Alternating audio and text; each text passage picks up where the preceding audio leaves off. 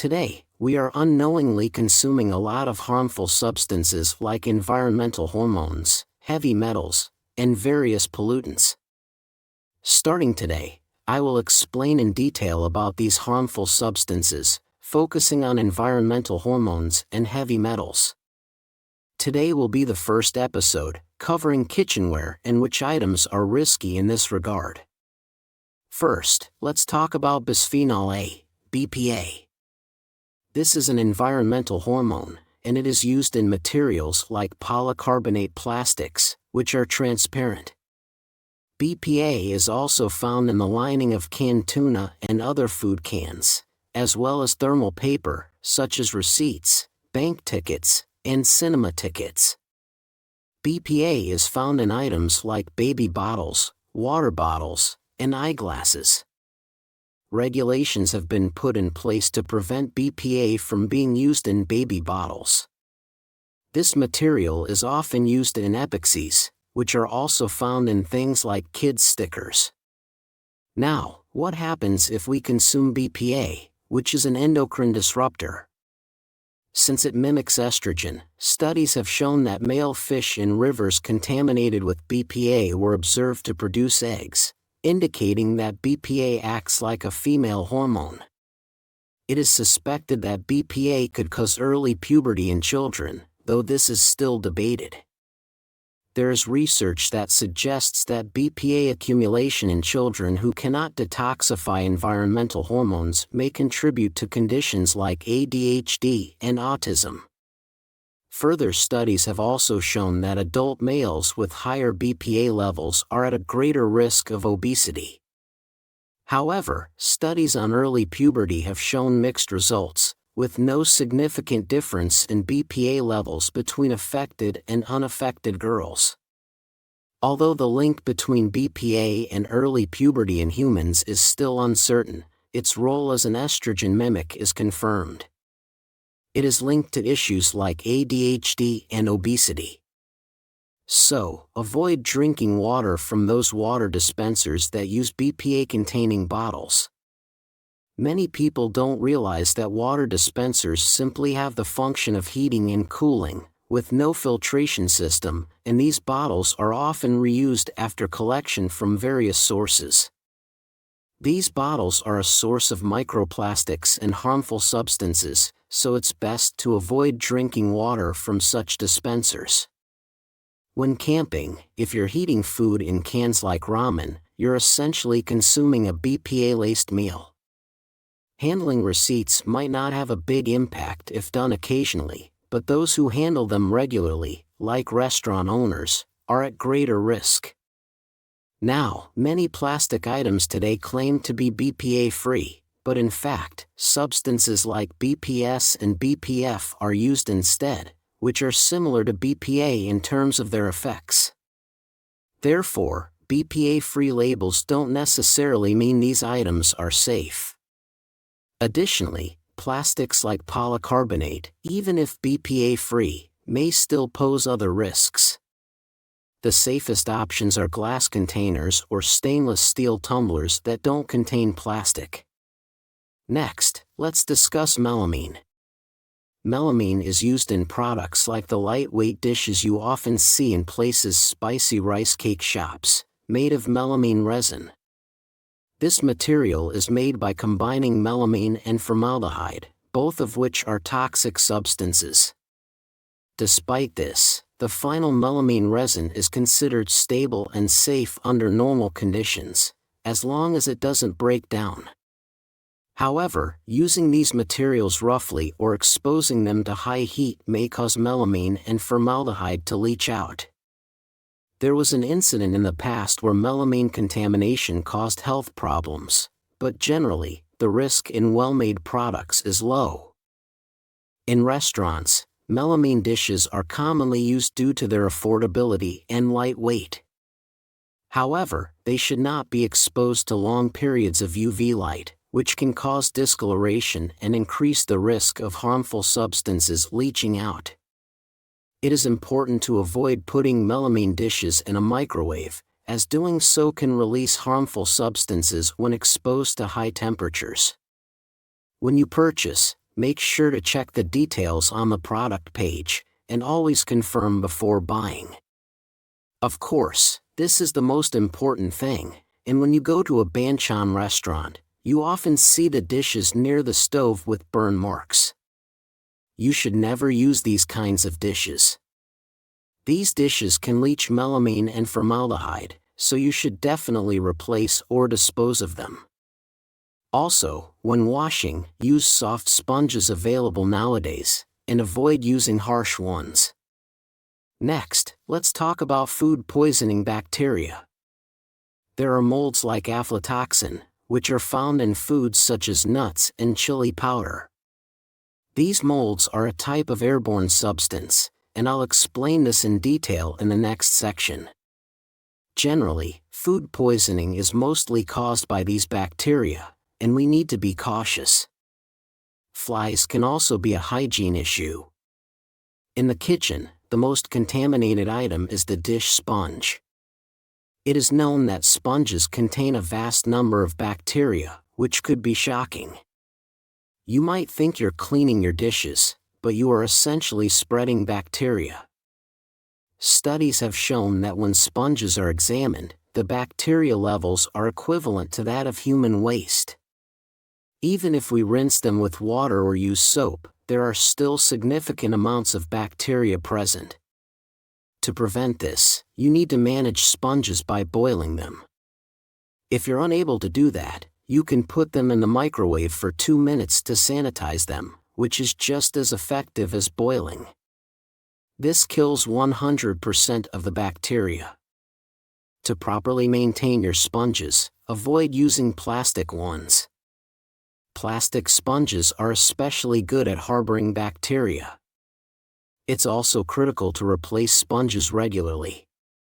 A good practice is to replace them once a month, and try to make it a routine by setting a specific day to do so.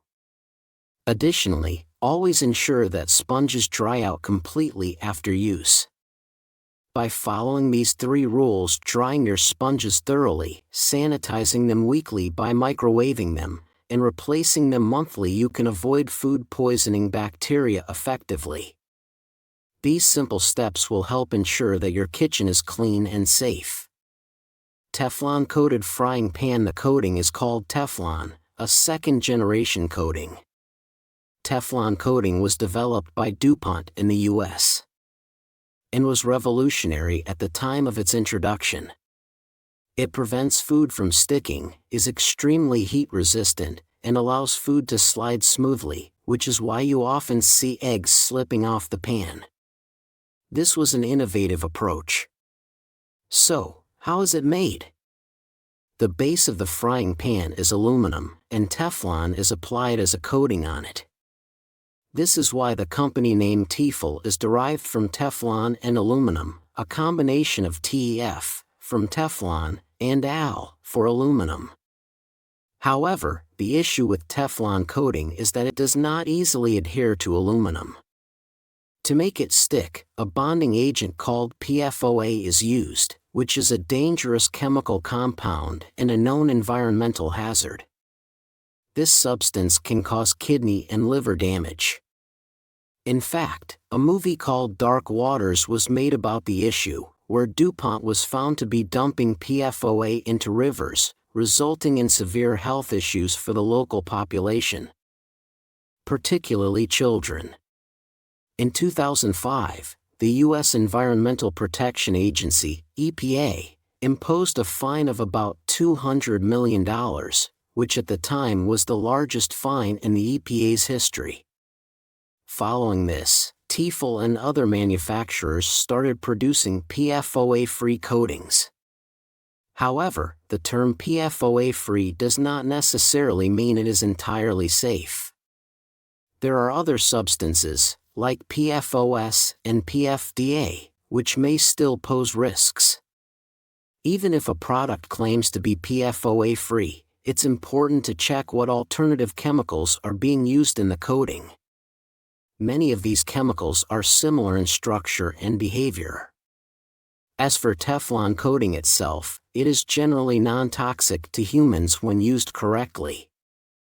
However, when heated to over 260 degrees Celsius, the coating can start to degrade and release harmful compounds, which, if inhaled, can cause symptoms similar to Teflon flu.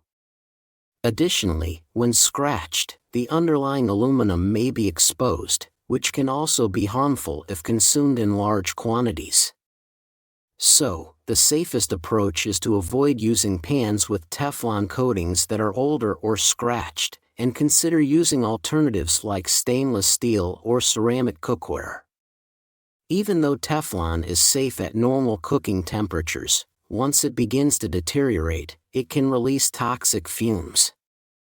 Further studies have even shown that chemicals associated with Teflon coatings have been found in human breast milk, even in those who have never used Teflon products. While the exact link to health problems like cancer is still debated, these chemicals can accumulate in the body over time. Aluminum cookware. Aluminum is often considered a harmful metal, though it's not as dangerous as some other heavy metals. A common misconception is that aluminum cookware, like the traditional Yangnium aluminum pots, can cause harm to your health. However, most modern cookware made from aluminum does not release significant amounts of aluminum into food. The body can process and expel small amounts of aluminum, and only a tiny fraction remains in the body. For healthy individuals, the consumption of aluminum from cookware is generally considered safe. However, people with kidney problems should be cautious, as aluminum can accumulate in their bodies, leading to potential complications like bone disease and cognitive issues. Long-term exposure to aluminum, particularly in those with kidney failure, may also be linked to Alzheimer's disease, although this connection is still debated. Certain foods like kimchi, pickles, and acidic items such as tomatoes can cause aluminum to leach out of cookware. This is especially true when cooking with aluminum foil or cookware that has a scratched surface. In general, it is advised not to cook highly acidic foods in aluminum pots or use aluminum foil for long cooking periods with these types of foods. Using aluminum cookware safely. To use aluminum cookware more safely, it's recommended to preheat the cookware with water before its first use. This helps stabilize the aluminum oxide layer, making the cookware more resistant to corrosion. Also, it's essential to avoid using metal utensils on aluminum cookware, as this can cause scratching, which might release aluminum particles into food. When the surface starts to peel or wear off, it is time to replace the cookware. Additionally, acidic foods like kimchi, pickles, or tomato-based dishes should not be prepared in aluminum cookware. If you must use aluminum foil for cooking, avoid wrapping acidic foods like kimchi or tomatoes, as the acids can cause aluminum to break down. Polishing agent. Safety. Stainless steel is considered the safest material for cookware. However, when you first buy stainless steel items, you may notice black powder coming off if you wipe them with a tissue. This is carbonized silicon, used in the polishing process. It's a very hard material, second only to diamond, and while manufacturers don't always wash it off completely, it's generally harmless. In South Korea, stainless steel cookware is made with stearic acid and aluminum oxide, which are safe for humans. Even though Chinese products might use carbonized silicon, the harmful form is the fine fiber-shaped particles, which are not typically used in cookware. The real risk comes from inhaling these particles, not ingesting them. So, there's no danger of cancer from the cookware, but if you're concerned, you can easily remove the polishing agent by wiping the cookware with oil and boiling it for about 10 minutes. Regarding kitchen towels, some believe they may contain harmful substances, but this is no longer a concern. Certified kitchen towels are food safe, and you can use them without worry. The Ministry of Food and Drug Safety advises against using plastic rubber buckets made from recycled plastics for kimchi, as they may contain harmful chemicals. They also recommend avoiding onion mesh bags for stewing fish and inked paper for squeezing ketchup, as these can release harmful substances. It's best to use certified food-safe products for these purposes.